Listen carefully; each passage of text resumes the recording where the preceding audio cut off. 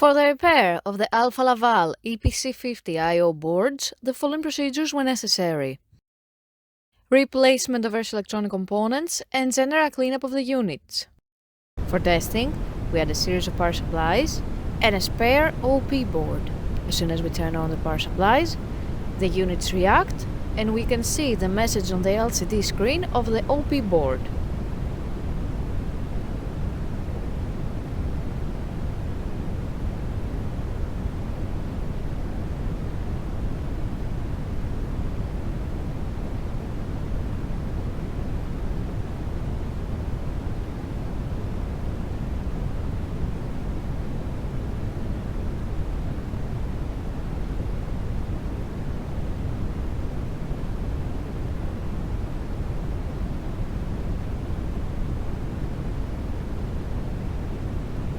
No further testing is possible due to lack of additional units.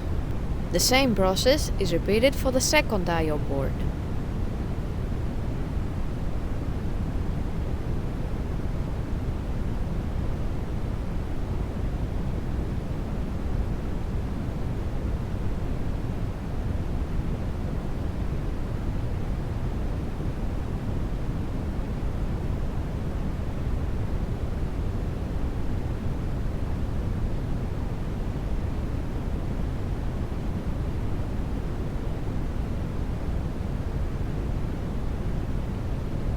It is now clear that both I/O boards are operating successfully and are ready to be delivered to the customer.